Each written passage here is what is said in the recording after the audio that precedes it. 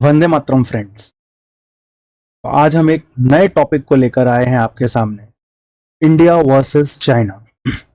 In future और अभी present scenario में अगर इंडिया वर्सेस चाइना में कोई भी मतभेद होते हैं, लड़ाई होती है, तो सिचुएशन कितनी क्रूशियल होगी, क्या होगा, किस करवट जाके चीजें बैठेंगी। टोटल एरिया इंडिया के पास है वो ये है, और चाइना के पास एरिया ये है। गुना एरिया चाइना के पास है हमसे ज्यादा, लेकिन पॉपुलेशन को अगर देखें तो we are near about to touching, हम लोग बिल्कुल चाइना के बराबर होने वाले हैं। ये 1.44 बिलियन है और हम 1.38 बिलियन है।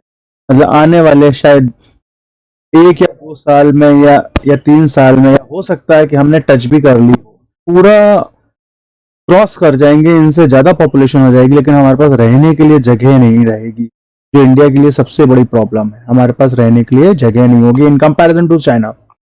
कैपिटल देखें, दिल्ली, यहाँ पर कैपिटल बीजिंग की। अवेलेबल मैन पावर 623, यहाँ पर अवेलेबल मैन पावर 752 मिलियंस। कोई बहुत ज्यादा फर्क नहीं है, लगभग 100 मिलियन का फर्क है। फिट फॉर सर्विस यहाँ पर थोड़ा सा फर्क देखने के लिए मिलता है, 100 मिलियन से हल्का सा ज्यादा। इंडिया में फिट फॉर सर्विस 492 है, लेकिन चाइना में फिट फॉर सर्विस 617 है। लेकिन उससे कोई फर्क नहीं है, चाइना वाले छोटे छोटे होते हैं, है ना, तो उनकी हाइट भी कम होती है और दिमाग भी कम होता है थोड़ा। फॉरेन रिजर्व क्या होता है ये समझें। फॉरेन रिजर्व का मतलब ये होता है कि कितना फॉरेन करेंसी हमारे यहाँ एज अ रिजर्व रखा गया है। जैसे मान लीजिए कोई फॉरेन कंपनी आपके यहाँ ट्रेड करना चाह रही है, तो वो फॉरेन कंपनी कुछ उससे एक रिजर्व अमाउंट लिया जाता है ना, कंट्री में रखने के लिए। क्यों? क्योंकि अगर आप मान लीजिए किसी का पैसा लेके भाग गए या कुछ किया, आपने कोई गलत काम किया, तो उसमें से डिडक्ट होता है। तो कितना फॉरेन रिजर्व इंडिया के पास है और कितना फॉरेन रिजर्व चाइना के पास है। तो चाइना के पास आप देखिए $3 ट्रिलियन, $3 ट्रिलियन है फॉरेन रिजर्व, देखिए। और इंडिया के पास जो है वो नियर अबाउट $409 बिलियन है। कितना है? $409 बिलियन। तो ये काफी कम है कंपैरिजन में। कर्जे की बात करें, लेकिन जितना फॉरेन रिजर्व है उतना ज्यादा कर्जा भी है। आप यहां पर देखें कि चाइना के ऊपर जो है वो $1.5 ट्रिलियन का कर्जा है, वेयर एज इंडिया के ऊपर सिर्फ $0.5 ट्रिलियन का कर्जा है। ट्रिलियन डॉलर का कर्जा है और इनके पास $1.5 ट्रिलियन का कर्जा है। यहां पर लैक कर जाएंगे हम कहीं, ये हमारा लैकिंग पॉइंट है। लेकिन मोदी गवर्नमेंट के आने से इसको उठाया गया है काफी, जो कि हमारी परचेजिंग पावर ये दिखा रही है हमारे पास $9.5 ट्रिलियन, और इनकी परचेजिंग पावर जो दिखा रही है $25 ट्रिलियन। ये परचेजिंग पावर में लैक कर रहे हैं। और दूसरा सबसे बड़ी लैकिंग प्रॉब्लम जो हमारे पास है वो हमारा आर्मी बजट। सबसे ज्यादा लैकिंग पॉइंट क्या है? हमारा मिलिट्री बजट। अगर इनका मिलिट्री बजट देखा जाए तो $237 बिलियन है और हमारा $61 बिलियन ही है, मतलब 4 गुना कम। We are on the 1/4 position in the military budget. तो आप समझ सकते हैं कि हमें मिलिट्री बजट बढ़ाने की सबसे ज्यादा जरूरत है, इन प्रेजेंट में भी और फ्यूचर में भी। बॉर्डर कवरेज एरिया में देखते हैं, बॉर्डर कवरेज एरिया में 13,000 किलोमीटर कवर करता है और ये 22,000 किलोमीटर कवर करता है। मींस इसके पास बॉर्डर कवरेज एरिया ज्यादा है, इंडिया के पास बॉर्डर कवरेज एरिया कम है। ओके, तो इसको ज्यादा आर्मी की रिक्वायरमेंट होगी अपने आप को सेफ रखने के लिए इन कंपैरिजन टू इंडिया। अब ज्यादा आर्मी की रिक्वायरमेंट क्यों होगी, आगे देखते हैं। क्योंकि इसका जो नोक झोंक है वो चलता रहता है, कभी जापान से, कभी ताइवान से, है ना, वियतनाम से। आर्म्ड फोर्सेस, आर्म्ड फोर्सेस क्या है? इंडियन आर्म्ड फोर्स का फ्लैग ये है और चाइना के आर्म्ड फोर्स का फ्लैग ये। इसका पूरा फुल फॉर्म है people's liberation armed ground forces. क्या है? People liberation armed ground forces. जिसे कहा जाता है, जिसमें एक्टिव पर्सनल इंडिया में इतने हैं हमारे पास और चाइना में एक्टिव पर्सन्स इतने हैं। अब अगर आप एक्टिव पर्सन्स की बात देखेंगे तो आप देखेंगे कि सर यहाँ पर तो हम जो है वो आधे पर रह गए, है ना। लगभग लगभग हम जो है वो 60% के अराउंड खड़े हैं जाके। तो यहाँ पर हमारे पास आर्मी में लॉस है, लेकिन यहाँ पर हमारे पास आर्मी में लॉस नहीं है, क्योंकि अगर आप रिजर्व पर्सनल्स में देखें तो चाइना ने अपनी रिजर्व आर्मी बहुत कम रखी हुई है और आगे आने वाले ईयर्स में भी चाइना का स्टेटमेंट है कि वो अपनी आर्मी को, लैंड आर्मी को कम करेगा, कम करने की कोशिश करेगा, क्योंकि एज सच हम देख रहे हैं कि अब जो वॉर का फ्रंट है वो एयरफोर्स का है और नेवी का है मोस्टली, है ना। और रिजर्व पर्सनल यहाँ पर इंडिया में बहुत ज्यादा है इन कंपैरिजन टू चाइना। अगर इन दोनों को अरेंज करके ऐड कर दिया जाए तो I think India will be equivalent to the China. फिर इसके बाद वुमेन एक्टिव पर्सन्स चाइना में 53,000 है और इंडिया में सिर्फ 36,000 है। That is also near about half in comparison और 60 to 70%। पैरामिलिट्री फोर्स की अगर हम बात करें, पैरामिलिट्री फोर्स मतलब जो रिजर्व फोर्स होती हैं जिन्हें जरूरत पड़ने पर हम लड़ाई के लिए भेज सकते हैं, वो पैरामिलिट्री फोर्स में चाइना बहुत नीचे है इन कंपैरिजन टू इंडिया। आप आंकड़े देखिए। अब पैरामिलिट्री फोर्स की बात आई तो सब लोगों के दिमाग में आएगा कि पैरामिलिट्री फोर्स होता क्या है, किसे बोलते हैं पैरामिलिट्री फोर्स। तो बॉर्डर सिक्योरिटी फोर्स, जो भी फोर्सेस बॉर्डर पर लगी रहती हैं उन्हें बॉर्डर सिक्योरिटी फोर्स बोलते हैं। Central industrial security force, central industrial security force means जैसे कि हमारे पास फोर्सेस आयुध डिपार्टमेंट में या गन फैक्ट्री में या पैराशूट फैक्ट्री में जो फोर्सेस लगी रहती हैं उन्हें हम सेंट्रल इंडस्ट्रियल सिक्योरिटी फोर्स बोलते हैं।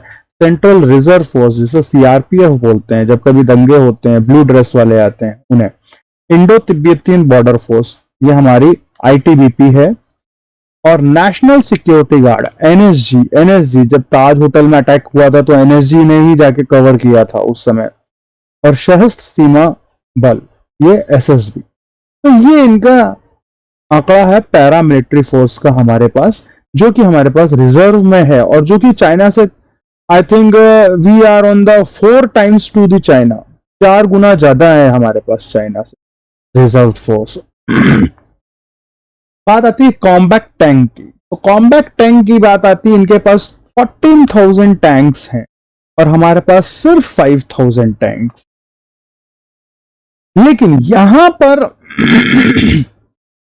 एक फायदा मिल जाएगा हमें। क्या मिल जाएगा कि ये जो कॉम्बैट टैंक्स हैं, कॉम्बैट टैंक्स इतनी ऊंचाई पर नहीं चढ़ पाएंगे अगर इंडो चाइना वॉर होता है, क्योंकि जो हिमालय है, हिमालय की अगर हाइट देखें या तिब्बत की हाइट देखें, तिब्बत क्रॉस करके आना पड़ेगा उनको, और तिब्बत क्रॉस करके आने का मतलब ये हो जाएगा हमारे पास 4,000 मीटर के आसपास की हाइट होगी इसमें लगभग।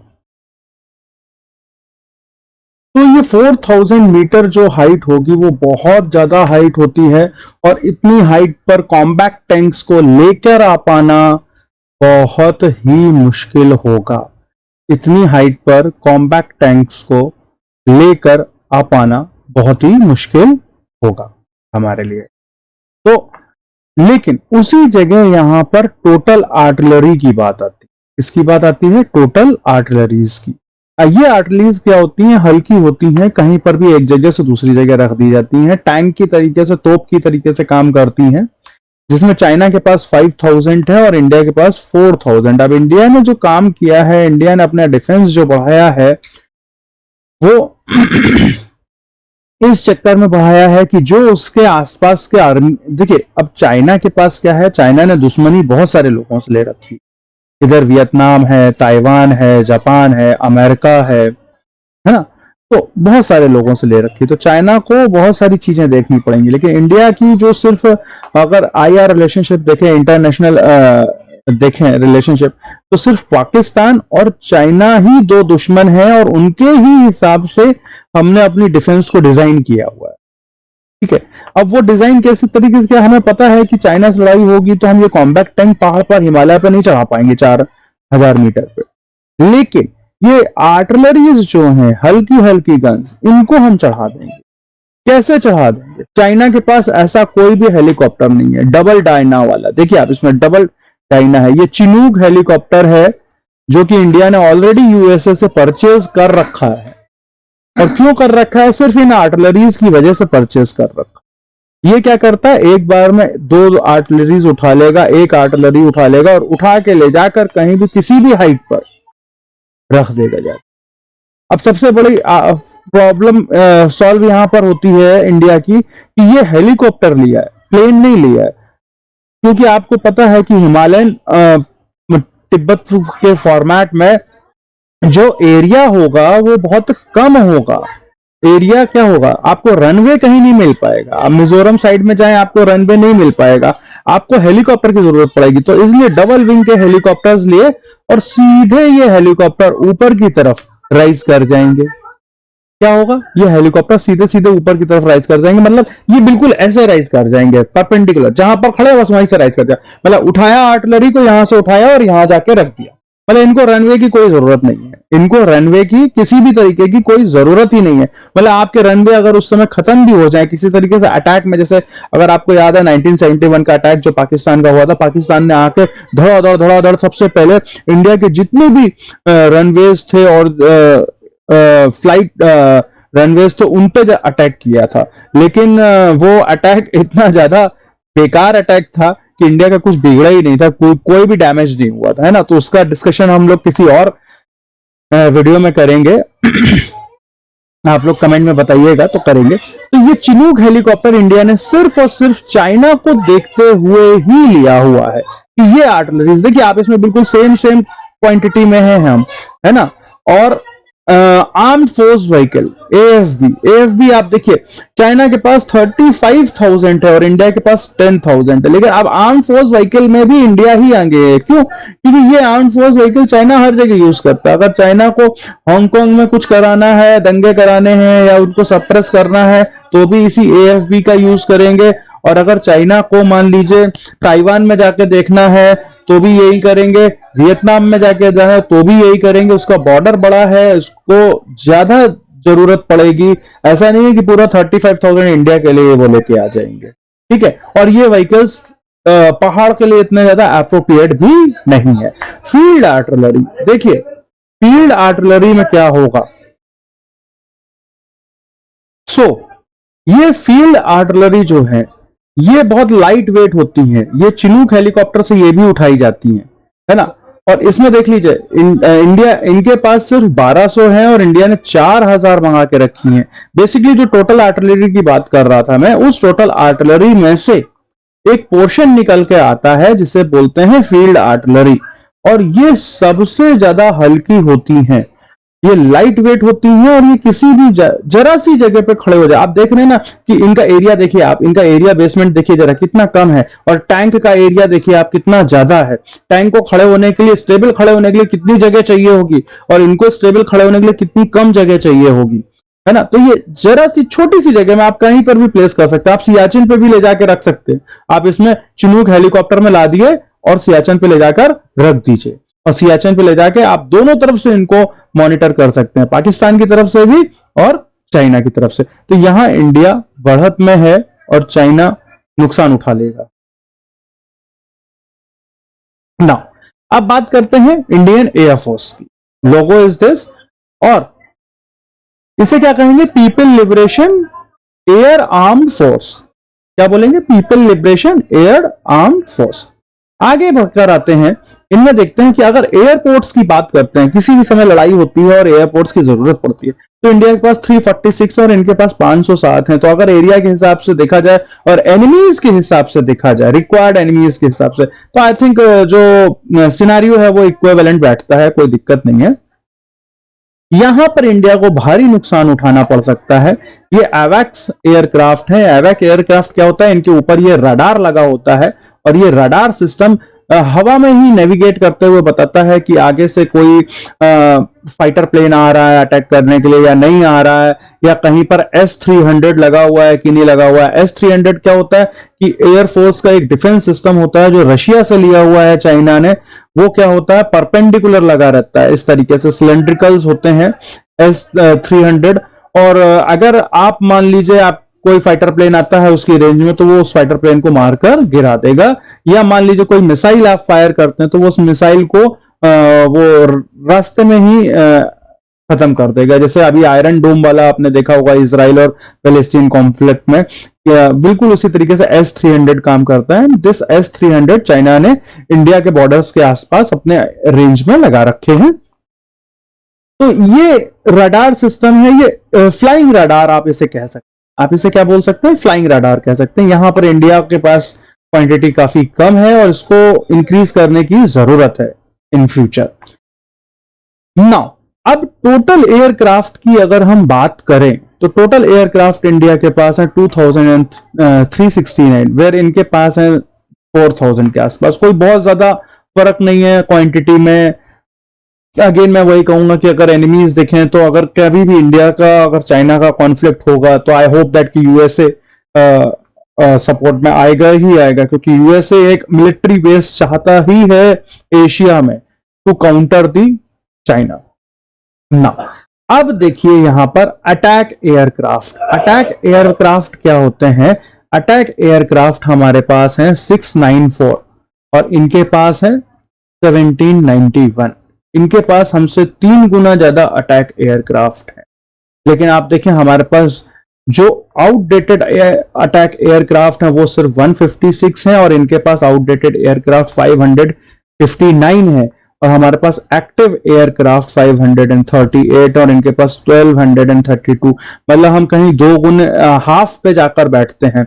अब जब हम हाफ पे जाकर बैठते हैं, ऐसे में हमारे पास राफेल और सुखोई जैसे खतरनाक एयरक्राफ्ट हैं जिन्होंने अपनी क्षमता का परिचय पहले कभी दिखा चुके हैं, है ना। फ्रांस की तरफ से, यूएसए की तरफ से जितने भी वॉर्स हुए हैं उन वॉर में इन एयरक्राफ्ट्स का यूज हुआ है और इनका यूज मतलब किसी तरीके से कहीं ना कहीं इन्होंने अपनी क्वालिटी को दिखाया है कि हाँ। लेकिन जो चाइना के एयरक्राफ्ट हैं वो चाइनीज बने हुए खुद के एयरक्राफ्ट हैं और उन्होंने ज्यादा कोई एक्सपीरियंस, वॉर एक्सपीरियंस नहीं दिखाया है कि उनका वॉर एक्सपीरियंस कैसा रहेगा, उनकी वर्किंग कैसी रहेगी। जैसे कुछ दिनों पहले एक न्यूज आई थी कि चाइना से पाकिस्तान ने कोई एक एयरक्राफ्ट खरीदा था 5th जनरेशन वाला और वो रनवे पे ही क्रैश हो गया था, मतलब उड़ भी नहीं पाया था। तो उस तरीके से अगर कंडीशन में देखा जाए तो हमारे एयरक्राफ्ट बहुत ज्यादा भारी। दूसरी बात, इसमें जो सबसे बड़ा प्लस पॉइंट आता है वो ये 4000 से 5000 वाली हाइट आती है। 4000 से 5000 वाली हाइट क्यों आएगी? क्योंकि चाइना अगर आएगा तो इस तरीके से चाइना का बेस है, यहां पर इंडिया का बेस है और बीच में जो है, बीच में यहां पर तिब्बत है, बहुत बड़ा हाइट वाला तिब्बत है। तो चाइना आएगा तो इसको क्रॉस करके आएगा और ये जो हाइट रेंज है वो 4000 से 5000 मीटर तक की है। और इतनी हाइट रेंज में जब भी कोई फाइटर एयरक्राफ्ट आता है तो ये कैसे वर्क करते हैं? ये वर्क करते हैं एक तरीके से गैस इंजन पे, मतलब प्रोपोलेशन पे वर्क करते हैं। तो जब भी ये इतनी हाइट पे जाएंगे तो इनको ऑक्सीजन कम मिलेगी। आपने पढ़ा होगा साइंस में कि ऑक्सीजन का लेवल जो होता है जैसे जैसे हम हाइट पे बढ़ते जाते हैं कम होता चला जाता है। तो इनको ऑक्सीजन कम मिलेगी। जब इनको ऑक्सीजन कम मिलेगी तो इनकी जो क्षमता होगी वो क्षमता लगभग आधी रह जाएगी, सिर्फ हाफ रह जाएगी। और इनका जो पे लोड होगा, मतलब जितना लोड, जितना वॉर फ्रंट पे जितनी मिसाइल्स ये लेके जा सकते हैं वो भी आधी हो जाएंगी। तो आप सीधे सीधे आंकड़ा कर लीजिए, या 1232 का आप आधा कर लीजिए तो दिस विल बी 616, इतना ही रह जाएगा। तो एयरफोर्स में हम लोग बराबरी की टक्कर में है और जब भी चाइना से वॉर होगा एयरफोर्स एक अहम रोल निभाएगी एयर फ्रंट पर। तो क्योंकि इतनी हाइट पर इनको लेके आना होगा प्लेन, और उस हाइट पे लेके आने के लिए ना तो इनके पास इतनी कैपेसिटी रहेगी और इनको ऑक्सीजन कम मिलेगी। तो ये आते आते यहां पर इनका 5th जनरेशन का प्लेन हमारे 4th जनरेशन के प्लेन से कंपैरेटिवली डाउन में रहेगा, हाई में नहीं रहेगा। नाउ अटैक हेलीकॉप्टर की बात करें तो अटैक हेलीकॉप्टर इंडिया के पास सिर्फ 43 है, वेयर एज चाइना के पास अटैक हेलीकॉप्टर 364 है। लेकिन फिर वही बात आती है कि चाइना को जो एरिया है वो ज्यादा देखना पड़ेगा और हेलीकॉप्टर में भी एक हाइट वाली जो प्रॉब्लम है वो एक सबसे मेजर प्रॉब्लम है जो चाइना को फेस करनी पड़ सकती है। अब देखिए जरा, अब देखिए अटैक हेलीकॉप्टर में यहाँ पर इंडिया थोड़ा सा कम है, इसे हमें क्वांटिटी बढ़ाने की जरूरत है। लेकिन ट्रांसपोर्ट में इंडिया इनके लगभग बराबर है। देखिए मैंने कहा था ना कि इंडिया ने जो भी आर्मी बेस तैयार किए हैं, जो भी आर्मी की चीजें तैयार की हैं या एयरफोर्स की तैयार की हैं, वो सिर्फ दो लोगों को ध्यान में रखते हुए तैयार की हैं, पाकिस्तान को और चाइना। ना यहां पर ट्रांसपोर्ट एयरक्राफ्ट की कोई भी चीज, जैसे मान लीजिए लड़ाई के समय खाना पहुंचाना है, बारूदें पहुंचानी है, या मतलब गन्स पहुंचानी है, तो ट्रांसपोर्ट एयरक्राफ्ट की बहुत जरूरत है, जिसमें से इंडिया ने सबसे महंगा और सबसे विश्व का सबसे अच्छा ट्रांसपोर्ट एरोप्लेन खरीदा है, ग्लोब मास्टर। क्या खरीदा है? Globe master. कहां से? यूएसए से। और C-17 हेलीकॉप्टर हमारे पास कम है, लेकिन यहां पर जो हेलीकॉप्टर है ये सब चाइनीज मेड है, चाइना मेड है, इनका कोई वॉर एक्सपीरियंस नहीं है। एक चीज और ये जो है अपाचे हेलीकॉप्टर अमेरिकन यूएस से बेस्ड हेलीकॉप्टर है। इसने नाइजीरिया में और हर जगह, मतलब जितने भी वॉर फ्रंट में अमेरिका की जितनी भी वॉर्स हुए उसमें, और जो हमारा कारगिल वॉर था उसमें, हर जगह वॉर एक्सपीरियंस में ताबड़तोड़ सफलता हासिल की हुई है। तो आप देख सकते हैं कि ये जो 43 है वो इस 364 के ऊपर कई गुना ज्यादा भारी पड़ेंगे, क्योंकि ये जो है ना ये बेस्ट है, best among the best helicopters में से है अपाचे। लेकिन इनके क्या है, ये चाइनीज बने हुए हैं। अब चाइनीज सामान कितना ड्यूरेबल होता है, कितना रिलायबल होता है, we all know that very well. तो प्रोवन ऑयल रिजर्व्स जो है वो BBL है। BBL means this BBL is a quantity in which 160 litres come, in India से कई गुना ज्यादा है। जैसे कि आप देख सकते हैं 6 गुना ज्यादा, 6 टाइम्स मोर। ये हमें थोड़ी सी दिक्कत दे सकता है, क्योंकि जब वॉर फ्रंट शुरू होगा और इंडिया चाइना के अगर मिडिल ईस्ट के साथ कनेक्शंस अच्छे हुए तो हमें ऑयल में दिक्कत आ सकती है।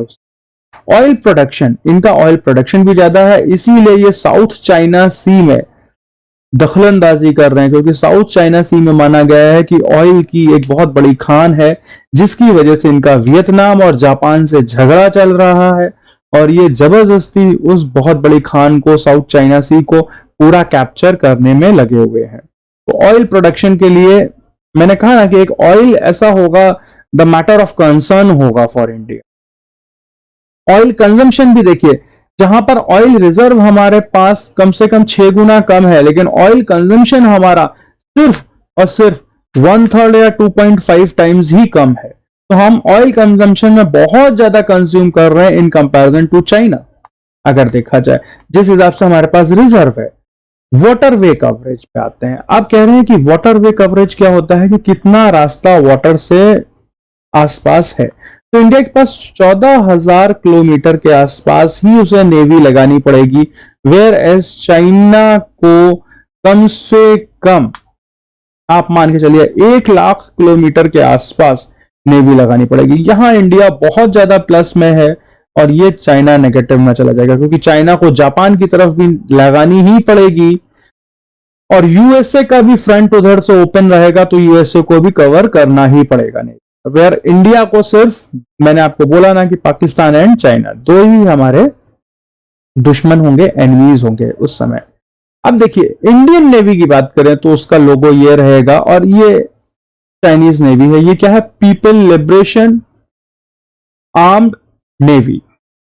पोर्ट्स एंड टर्मिनल्स, पोर्ट्स वो जगह होती हैं जहां से कोई भी शिप मूव ऑन करता है। तो इंडिया के पास 13 है और चाइना के पास सिर्फ 22 हैं। इस कंडीशन में इंडिया बहुत ज्यादा आगे है in comparison to the China. देखिए इनका वाटर कवरेज इतना है, लेकिन इसके पास बाद भी इनके पास पोर्ट्स बहुत कम है, और हमारा वाटर कवरेज कम है, इसके बाद भी हमारे पास पोर्ट्स बहुत ज्यादा है ना।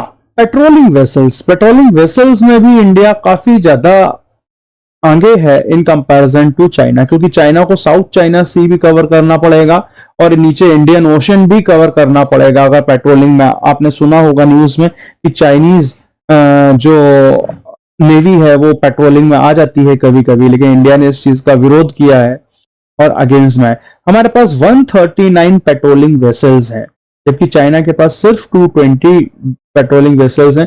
तो in comparison to the area, अब देखिए यहां पर कंपैरिजन करिए एरिया से कि इनका एरिया कितना है, इनको कितने एरिया की जरूरत है। इनके पास 1 लाख किलोमीटर है और हमारे पास सिर्फ 14,000 किलोमीटर है, तो उस हिसाब से हमारे पास जो पेट्रोलिंग वेसल्स हैं वो काफी ज्यादा है।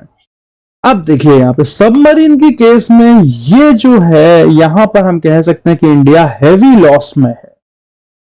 सबमरीन जो होते हैं वो गेम चेंजर की तरीके से काम करते हैं। चाइना के पास 79 है और इंडिया के पास सिर्फ 18 है, और इनको बहुत जल्दी बढ़ाया भी नहीं जा सकता क्योंकि इनकी एक लिमिट होती है कि आप हर 5 ईयर में एक limited amount of submarine he produce कर सकते हैं। ये हैवी गेन में है। तो अब मैंने जैसे कि पहले ही बताया था कि इंडियन डिप्लोमेसी और इंडियन गवर्नमेंट जो वर्क करती है वो चाइना और पाकिस्तान को ध्यान में रख के ही वर्क करती है। तो जैसे इन्होंने बताया कि भाई सबमरीन हम चाहे जितनी स्पीड से बढ़ाएं, लेकिन हम 79 को काउंटर अटैक नहीं कर सकते हैं, और ये सबमरीन हमारे शिप्स के लिए एक तरीके से घातक कंडीशन साबित होगी। तो इंडिया ने क्या किया है कि P8I is known as submarine hunter. ये एक प्लेन है जो यूएसए से खरीद लिया, और P8I का सिर्फ एक ही काम होता है, वो इसी काम में सिर्फ मतलब कहते हैं ना कि स्पेशलिस्ट, जैसे आप अगर हार्ट में कोई प्रॉब्लम है तो हार्ट के स्पेशलिस्ट डॉक्टर के पास जाएं, है ना। तो ये कह रहे हैं कि ये स्पेशलिस्ट है। ये किस चीज में स्पेशलिस्ट है? ये सिर्फ एक चीज में स्पेशलिस्ट है कि सबमरीन को मार के गिराने में। ये ढूंढ लेता है सबमरीन को और डायरेक्ट सबमरीन के ही ऊपर ये अटैक करता है। एयरक्राफ्ट कैरियर मतलब एक बड़े बड़े शिप्स होते हैं जिनके ऊपर से फाइटर प्लेन रनवे की तरीके से वर्क कर सकते हैं, भाग सकते हैं। चाइना के पास 2 हैं और जिसमें से एक अंडर डेवलप्ड है। इंडिया के पास 1 है और जिसमें से एक अंडर डेवलप्ड है, और अंडर डेवलप्ड जो है वो विशाल है। और जब ये आएगा तो मैं इसका एक अलग से वीडियो बनाऊंगा तो आपको बताऊंगा कि ये एयरक्राफ्ट मतलब सबसे डेवलप्ड एयरक्राफ्ट होगा। और चाइना के पास सिर्फ 2 एयरक्राफ्ट हैं, और चाइना की नेवी के पास वॉर एक्सपीरियंस इन एयरक्राफ्ट के पास 0 है। वॉर एक्सपीरियंस की बात करें तो 0 है।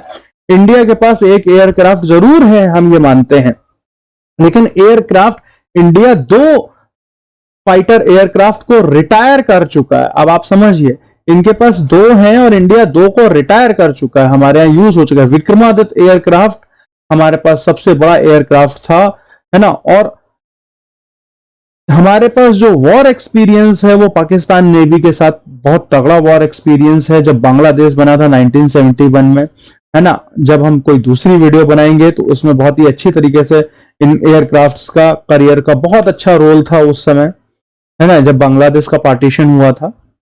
तो इंडिया के पास वॉर एक्सपीरियंस बहुत ज्यादा है। दूसरी बात, डिस्ट्रॉयर की अगर बात करें तो यहां पर 11 है और यहां पर 36 है। तो फिर वही बात आ जाती है कि ये जो डिस्ट्रॉयर है ये चाइना मेड है, तो 3 गुना ज्यादा है, तो कोई बहुत बड़ी बात नहीं है according to the area of the naval base. अब बात आती है फ्रिगेट्स की। फ्रिगेट्स क्या होता है? डिस्ट्रॉयर से थोड़े से छोटे होते हैं, है ना, और ये जल्दी मूव कर लेते हैं। तो यहां पर इंडिया थोड़ा सा क्वांटिटी कम है ना, लेकिन वो कोई चिंता करने वाली बात नहीं है क्योंकि वो बाकी काउंटर बैलेंस किया जा सकता है, और इसके पास फ्रिगेट्स में ज्यादा है। न्यूक्लियर वेपन की बात करें तो इंडिया के पास 150 से 200 के बीच में न्यूक्लियर वेपन हो सकते हैं, वेरस चाइना के पास 250 से 260 के बीच में न्यूक्लियर वेपन हो सकते हैं। यहां पर थोड़ा सा सोचने वाली बात है कि हालांकि बहुत ज्यादा बड़ा अमाउंट नहीं है, कोई डबल में नहीं है या ट्रिपल में नहीं है, लेकिन तब भी एज यू नो कि न्यूक्लियर वेपन जो होता है, हमारे पास एरिया भी कम है और इनके पास न्यूक्लियर वेपन भी ज्यादा है। तो अगर इसका मतलब अगर ज्यादा न्यूक्लियर वेपन गिरते हैं आकर, ठीक है, तो हमारा एरिया पहले खत्म होगा इनके एरिया से, है ना। तो that will be we are having less area, तो न्यूक्लियर वेपन एक बार में ज्यादा एरिया कवर कर लेगा। तो ये इसलिए डबल की सिचुएशन में या ट्रिपल की सिचुएशन में बैठ सकते हैं अकॉर्डिंग टू द एरिया हमारे पास कम है। बात आती है कि अब देखिए जरा ज्योग्राफिकल कंडीशन में, देखिए ज्योग्राफिकल कंडीशन में चाइना लड़ाई क्यों नहीं करता। अगर चाइना इस फ्रंट पर लड़ाई करेगा तो तुरंत जापान उसको इस फ्रंट पर रिटेलिएट करेगा, तो उसे अपनी आधी फोर्स इस फ्रंट पे लगानी पड़ेगी। और आप देख सकते हैं कि ये जो फ्रंट है इसका, ये पूरा ओपन फ्रंट है, इधर से यूएसए भी आ जाएगा। यहां पर आर्म्ड फोर्स उसे यहां पर लगानी पड़ जाएगी। किस फ्रंट पे लगानी पड़ जाएगी उसे? आर्म्ड फोर्स उसे इस फ्रंट पे लगानी पड़ जाएगी। ये वियतनाम वाला फ्रंट है जिसपे वियतनाम से उसकी नोकझोंक हमेशा होती ही रहती है, लड़ाई चलती ही रहती है वियतनाम से, है ना। तो इसकी जो आर्म फोर्स है वो काफी बड़ा एरिया उसका यहाँ पर कंज्यूम होता है, हांगकांग में कंज्यूम होता है, और फिर आर्म फोर्सेस को इन बॉर्डर्स पे भी उसे यूज करना पड़ेगा। तो ये ज्योग्राफिकल कंडीशन है। दूसरी बात, अब अगर बात होती है वॉर हेड की, वॉर की बात होती है, तो वॉर में सबसे पहले बात देखी जाती है कि चाइना अकेला वॉर तो करेगा नहीं, चाइना के साथ तुरंत पाकिस्तान आ जाएगा, है ना। अगर वॉर इन केस कभी भी इंडिया पाकिस्तान का वॉर हुआ, ऐसी सिचुएशन में इंडिया को डबल वॉर काउंटर करना पड़ेगा। ये यहां से वॉर करेगा और ये मोस्टली पूरी कोशिश करेगा कि इंडिया के इस चिकन नेक को तोड़कर अलग कर दे। ये पूरी कोशिश करेंगे ये अरुणाचल प्रदेश वाला एरिया, इस चिकन नेक को तोड़कर इंडिया के को अलग कर दो। तो इंडिया को यहाँ बहुत ज्यादा अलर्ट रहना पड़ेगा, है ना। बांग्लादेश से हालांकि हमारे ठीक ठाक रिलेशंस हैं, बहुत ज्यादा फ्रेंडली भी नहीं है और एनिमी भी नहीं है, और यहां से पाकिस्तान एग्रेशन का, तो ये डबल अटैक करेगा। तो डबल अटैक के लिए एक सिनेरियो, एक कंपैरिजन मैंने बनाया हुआ है, India versus China plus Pakistan. Population की बात करें तो इंडिया के पास 138 करोड़ है, इनके पास 160। एरिया वाइज रैंक देखें तो इंडिया की 7th है, और this is 4th actually, this due to mistake of the word. China की 4th रैंक है और पाकिस्तान की 33 रैंक है। अब डिफेंस बजट की अगर बात करें हम, तो डिफेंस बजट जो है इंडिया का वो $71 बिलियन है, वेयर इन दोनों का मिला के $190 बिलियन। मैंने कहा ना कि ये एक पॉइंट है जिसपे इंडियन गवर्नमेंट को सोचना चाहिए, हमारा डिफेंस बजट बढ़ाना चाहिए। फायर पावर की बात करें, फायर पावर क्या होता है? फायर पावर एक ग्लोबल रेटिंग होती है जो मतलब हमेशा जनरेट होती है, हर ईयर में, हर 5 ईयर्स में जनरेट होती है, और वो ये दिखाती है कि अगर इन केस वॉर हुआ तो किस कंट्री के पास कितने ज्यादा वेपन्स हैं, या कौन सी कंट्री लड़ने में किस पोजीशन पर है। तो इंडिया 4th पोजीशन पे है, चाइना 3rd पे है, और पाकिस्तान 15th पोजीशन पे है, जैसे कि आप देख सकते हैं। न्यूक्लियर पावर की बात करें तो अभी मैंने आपको बताया कि इंडिया के पास 150 है और इन दोनों के पास मिला के 480 होंगे। ये पोजीशन हमारे लिए काफी घातक रहेगी। यहां पर एक बार इंडियन गवर्नमेंट को वॉर हेड पर जाने से पहले सोचना पड़ेगा। This is also point two think. Military हमारे पास 35 लाख ऑन एन एवरेज पूरा टोटल मिला के है, और दोनों के पास 39 लाख, तो उसमें कोई बहुत ज्यादा फर्क नहीं पड़ने वाला है, हम लोग एक्सीड ही करेंगे, क्योंकि ना तो पाकिस्तान की मिलिट्री में इतना दम है, हम 2 बार दिखा चुके हैं, है ना। और 61 में दिखा दिया, 65 में दिखा दिया, 61 में चाइना को दिखा दिया, 65 में पाकिस्तान, और 71 में दिखा दिया, कारगिल में दिखा दिया। इतनी सारी वॉर्स हम लड़ चुके हैं। तो दीज 35 लाख में counter as double to them, तो यहाँ पे कोई टेंशन नहीं है। अटैक एयरक्राफ्ट की बात करें तो अटैक एयरक्राफ्ट 170 है इंडिया के पास, लेकिन इसमें भी कोई टेंशन की बात नहीं है, क्योंकि इसमें हमारे पास सुखोई और राफेल जैसे अटैक एयरक्राफ्ट हैं जिनका पेलोड बहुत ज्यादा है। और चाइना को मैंने फिर बोला था कि 4000 मीटर कवर करके आना पड़ेगा हाइट, तो ये जो 1660 का आंकड़ा है ये जस्ट आधा हो जाएगा, ये 880 आप मान के चलें। अब पाकिस्तान के जो एयरक्राफ्ट हैं वो पाकिस्तान के मोस्टली बोरोड एयरक्राफ्ट हैं, और उन्होंने 1971 में इंडिया के ऊपर अटैक किया था इंडियन एयरवेज पे, वो इंडियन एयर पट्टियों पे, एयरलाइंस पे अटैक किया था, जहां जहां पे थी, आगरा तक आ गए थे अंदर घुसकर, और इतना भारी अटैक किया था, इतना भारी अटैक किया था, इतना जबरदस्त अटैक किया था इंडिया के ऊपर कि इंडिया का कोई भी नुकसान नहीं हुआ था। तब आप समझ सकते हैं कि इनके पास एयरक्राफ्ट कैसे हैं, है ना। तो मिलिट्री हेलीकॉप्टर इंडिया के पास 750 है और इनके पास 1600 है, तो उसमें भी कोई दिक्कत नहीं है, क्योंकि चाइना के पास जो भी है वो चाइना मेड है, या पाकिस्तान के पास जो भी है वो बोरोड है। तो चाइना मेड को तो हम कहीं पर कंसिडर कर ही नहीं सकते, क्योंकि हमारे पास चिनूक हेलीकॉप्टर और अपाचे हेलीकॉप्टर जैसे हेलीकॉप्टर्स हैं जो कि यूएस से बॉट हैं, और इसराइल ने भी बोला है कि हम मदद करेंगे इस चीज में। तो अभी इंडियन गवर्नमेंट इस पे वर्क कर रही है, तो यहाँ पर भी कोई थिंक करने वाली जरूरत नहीं है। टैंक्स का कोई इश्यू नहीं है, ये टैंक्स सिर्फ पाकिस्तान एरिया में यूज होंगे, कहीं हाइट पे जाके हिल्स में चाइना के लिए यूज होंगे ही नहीं, और वैसे भी टैंक में हम लगभग बराबर बैठ रहे हैं, तो टैंक्स की कोई, क्योंकि हमने फील्ड आर्टिलरी ज्यादा खरीदी हुई है। अब field artillery, towed artillery, that is known as, ये टैंक के ही अंदर आती है ना। ये field towed artillery, towed artillery का मतलब ये जो मैंने आपको समझाया था कि चिनूक हेलीकॉप्टर के द्वारा कैरी करके ये एक जगह से दूसरी जगह ले जाकर रखी जा सकती है आराम से। तो ये इंडिया के लिए सबसे बड़ा प्लस पॉइंट है। एक बार सियाचिन पे ले जाकर रख देंगे 2000 फील्ड आर्टिलरी, इधर से भी मारेंगे इधर से भी मारेंगे, सियाचिन पे ले जाकर रख देंगे, यहाँ पे भी मारेंगे यहाँ से भी मारेंगे, दोनों तरफ से मारेंगे। तो ये बहुत अच्छा प्लस पॉइंट है हमारे लिए, this is the plus point. Aircraft carrier, अगर एयरक्राफ्ट करियर में देखें तो हमारे पास एक है और चाइना के पास 2 काउंटर कर लिए जाते हैं और पाकिस्तान के पास कोई है ही नहीं, है ना। डिस्ट्रॉयर की बात करें तो यहाँ 10 और 36 हैं, तो कोई फर्क नहीं पड़ता। कोई सबमरीन की बात करें 18 और 84 है, ये थिंक वाली कंडीशन बन सकती थी, लेकिन यहां पर जो पीआई हेलीकॉप्टर अमेरिका से परचेज किया हुआ है, तो सबमरीन हंटर ने हमारी प्रॉब्लम सॉल्व कर दी है और मोदी गवर्नमेंट इस हेलीकॉप्टर इस प्लेन को और ज्यादा बढ़ाने की कोशिश कर में लगी हुई है। तो यहां पर ये सॉल्व हो चुकी। वॉर एक्सपीरियंस की बात करें तो हमने 5-5 लड़ाइयां लड़ी हैं और जिसमें से एक हम लगभग हारे हैं जो चाइना से हुई है 71 में और 61 में, जो कि चाइना ने सिर्फ एक लड़ाई लड़ी है वही 61 वाली, और पाकिस्तान ने 4 लड़ाइयां लड़ी हैं और चारों की चारों हारी हैं। हमने 4 जीती हैं, इन्होंने 1 जीती है, हम 1 हारे हैं, यहाँ पे 4 हारे हुए हैं। तो पाकिस्तान को तो कहीं काउंटर ही नहीं करते हैं, हमें जब देखना होगा तो सिर्फ चाइना के एग्रेशन को देखना। तो दिस वाज द डाटा जो कि मैंने आपके सामने प्रेजेंट किया। अब आगे बात आती है कि चाइना इतना सब होने के बाद भी लड़ाई कर क्यों नहीं रहा है। भाई देखिए, अगर डाटा देखा जाए, डाटा एक्चुअली क्या है कि चाइना एक बहुत heavy amount of money social media को देता है।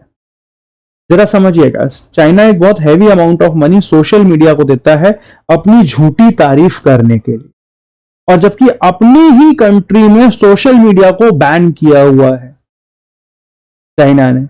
जैसी फ्रीडम इंडिया में है वैसी फ्रीडम चाइना में नहीं है।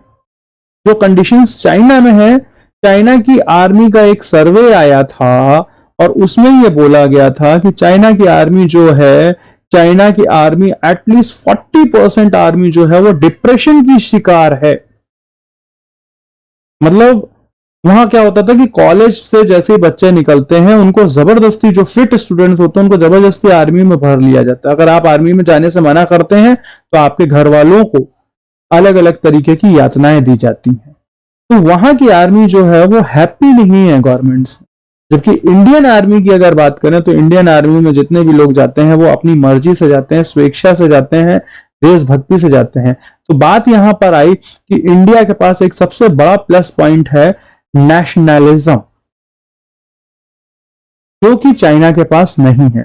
हाँ, वो चाइना का सबसे बड़ा क्वेश्चन ये आता है कि चाइना इतना सब होने के बाद भी लड़ाई इंडिया से कर क्यों नहीं रहा। उसका सबसे बड़ा प्लस पॉइंट ये है कि चाइना इतना सब होने के बाद भी चाइना इंडिया से लड़ाई इसलिए नहीं कर रहा है क्योंकि चाइना जो है वो ग्लोबल मार्केट में अपने आप को बैठाना चाह रहा है। ग्लोबल मार्केट का मतलब ये चाइना का बिजनेस है। चाइना का अगर बिजनेस नहीं होगा तो चाइना किसी काम का नहीं है। चाइना अपना बिजनेस करना चाह रहा है और बिजनेस के लिए उसे कहां जाना पड़ेगा, तो बाकी वर्ल्ड में जाना पड़ेगा। और बाकी वर्ल्ड में जाने के लिए क्या होगा, उसके पास 2 रास्ते हैं। या तो वो शिप के थ्रू यूं जाए तो उसको बहुत लंबा पड़ेगा, इसलिए चाइना बिजनेस करने के लिए या तो वो ऐसे जाए, तो ये वाला रास्ता भी उसके लिए बहुत ज्यादा लंबा पड़ेगा, उसको बहुत ज्यादा नुकसान होगा, बहुत ज्यादा चपत लगेगी उसको। तो उस कंडीशन में चाइना क्या करता है, वो अपने पोर्ट से निकलता है और यहां से आकर यूं आकर इधर से यूं निकलता है, ये रास्ता अपना, और उसे कहीं ना कहीं इंडियन ओशन में आना ही पड़ता है। जहां इंडियन ओशन में किसका दबदबा है, इंडियन नेवी का। या हम ये कह सकते हैं कि वो ऐसा भी आ जाता है, कभी कभी यूं आता है, यूं होके और यूं पाथ फाइनल कर ले रहा है। तो ये पाथ ऑप्ट करता है, ये पाथ सबसे शॉर्टेस्ट रूट होता है उसके लिए फॉलो अप करने के लिए। जब ये सबसे शॉर्टेस्ट रूट हो जाएगा उसके फॉलो अप के लिए, तो हम देख सकते हैं कि ये शॉर्टेस्ट रूट को अपनाते हुए वो इंडियन ओशन से अपनी चीजों को कहीं पर भी बेचता है जाके, कुछ भी करता है जाके, उसको नुकसान नहीं होता है। अब आप देखिए ये जो ब्लू लाइंस मैंने बनाई हैं, ये कितना लंबा रास्ता है उसको वर्ल्ड तक पहुंचने के लिए, और ये कितना छोटा रास्ता है, बस यहां से पहुंच जाता है वो धीमे से, है ना। तो ऐसी कंडीशन में होते हुए, यहां से होते हुए या तो वो इस तरफ आ जाता है, या वो यहां से होते हुए और पैलेस्टीन से होते हुए, इस कैनाल से होते हुए यूं निकल के इस जगह पे आ जाता है। तो इस तरीके से अब यहां पर क्या है, एक मलक्का स्ट्रेट है, इसे क्या बोलते हैं, मलक्का स्ट्रेट। जैसे कि मैं आपको अगर हाईलाइट करूं तो ये वाला जो पोर्शन है, ये वाला जो पोर्शन, इस पोर्शन में ये दो कंट्रीज आप देख रहे हैं ना ऊपर नीचे, ये जो दो कंट्रीज हैं, इन्हें क्या बोला जाता है, इस पोर्शन को बोला जाता है मलक्का स्ट्रेट। एक मलेशिया है, सिंगापुर है, इंडोनेशिया है एंड थाईलैंड है। यहां पे इतने से एरिया में, ये आप ये एरिया देखिए, ये एरिया, ये वाला एरिया है ना। तो ये क्या होगा, ये मलेशिया, सिंगापुर, इंडोनेशिया, थाईलैंड, जिसमें से मलेशिया, थाईलैंड, इंडोनेशिया तो थोड़ा बहुत इन्फ्लुएंस में है चाइना के, सिंगापुर पूरा पूरा इन्फ्लुएंस में है यूएसए के।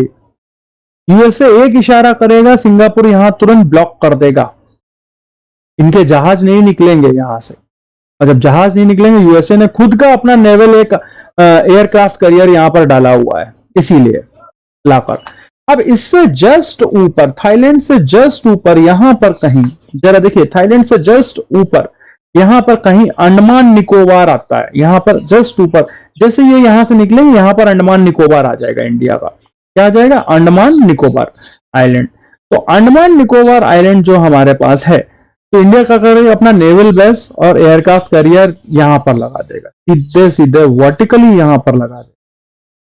अब जैसे ही यहां पर लगाएगा, आपका रास्ता यहां पे ब्लॉक हो गया, मतलब आपको इतना घूम के जाना पड़ेगा या इतना घूम के जाना पड़ेगा, आपको बिजनेस में तगड़ा नुकसान उठाना पड़ेगा। आपके प्रोडक्ट्स जो आप पूरी दुनिया में सस्ते बेचते घूम रहे हो, वो प्रोडक्ट्स आपको महंगे बेचने पड़ेंगे, और जब महंगे बेचने पड़ेंगे तो आपका मार्केट ही खत्म हो जाएगा।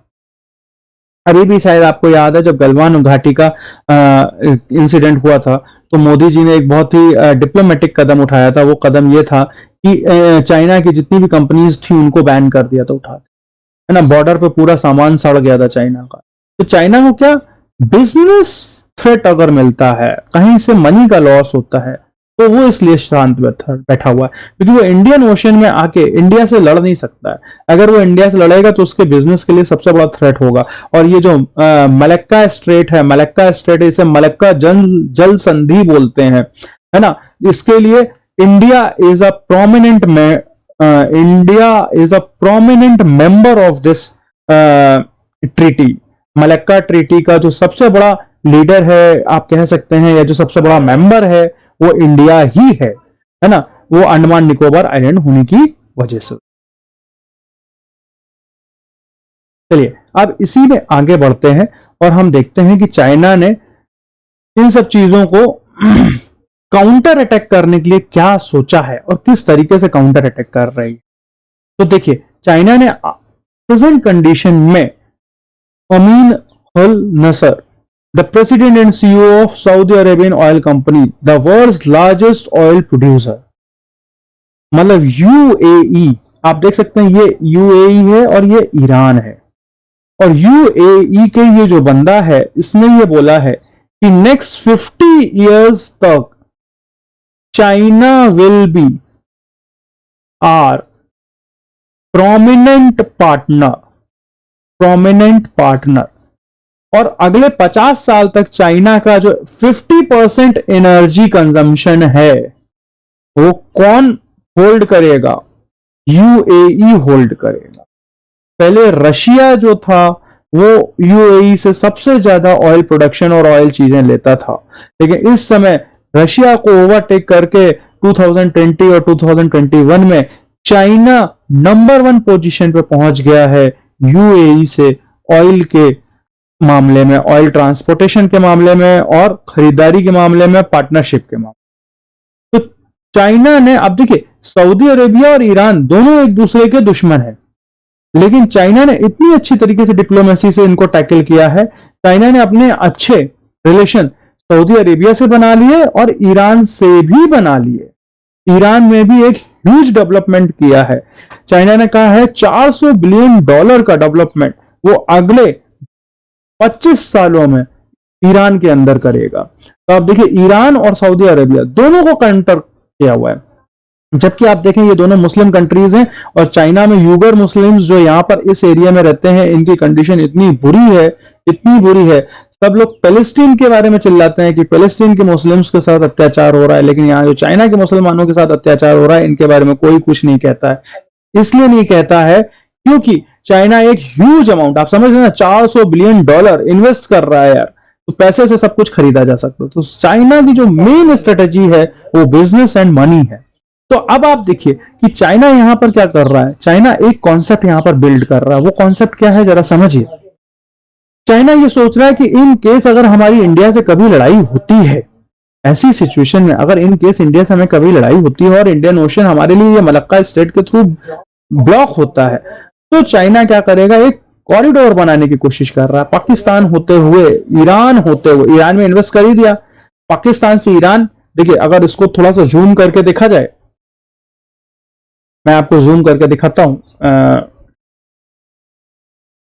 World map. ये चाइना है और चाइना से पाकिस्तान, पाकिस्तान से ईरान और ईरान से होते हुए वो यहां पर उसे चाबार बंदरगाह मिल जाएगी और यहां से वो आगे मूव ऑन कर सकता है। आप देख रहे हैं ये एक पैसेज बना लिया इन्होंने पाकिस्तान से ईरान, इसीलिए वो ईरान में $400 बिलियन का इन्वेस्टमेंट कर रहा है। मेन ये देखिए काउंटर पैसेज बनाया हुआ है कि इन फ्यूचर पहले हम इनको अपने अंडर में कर लें, हम इन एक इन्फ्लुएंस में कर लें। चाइना की जो नीति रहती है वो डेप्थ नीति रहती है। डेप्थ नीति मतलब कर्जा, तुम्हें जितना पैसा चाहिए मेरे से ले जाओ, तुम्हें जितना पैसा चाहिए मेरे से ले जाओ, तुम्हें जितना पैसा चाहिए मेरे से ले जाओ।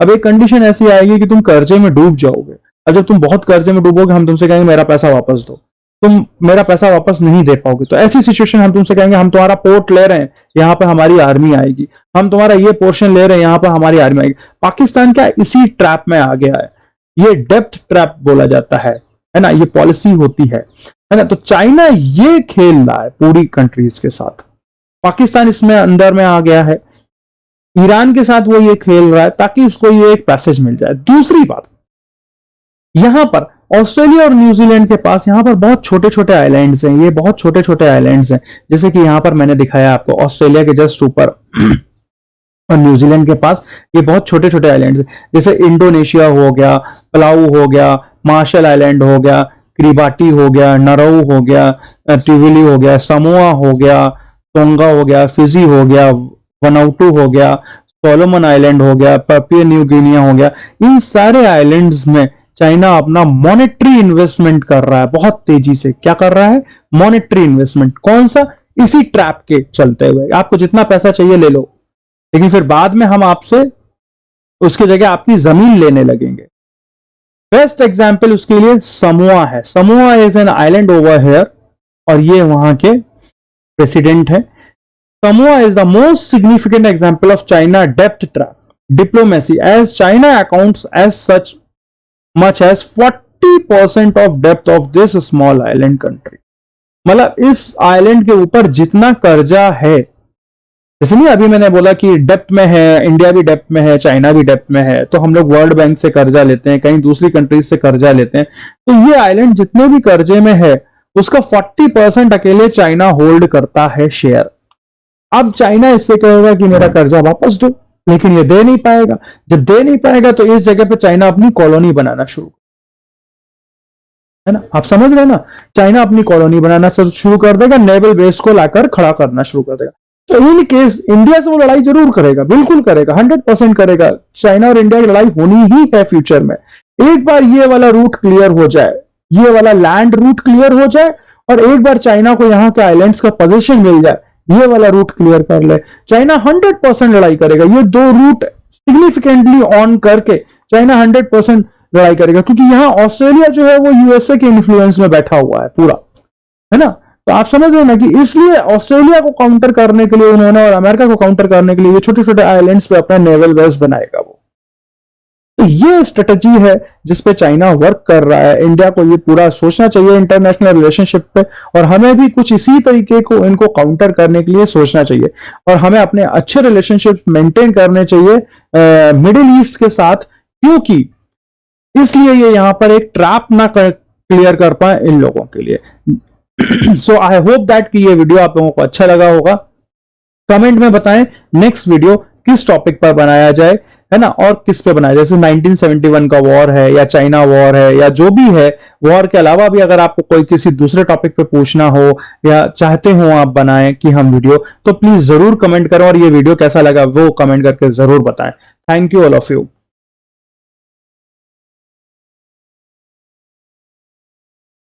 अगर वीडियो पसंद आया है तो लाइक करें, सब्सक्राइब करें और बेल आइकन को दबाना बिल्कुल ना भूलें।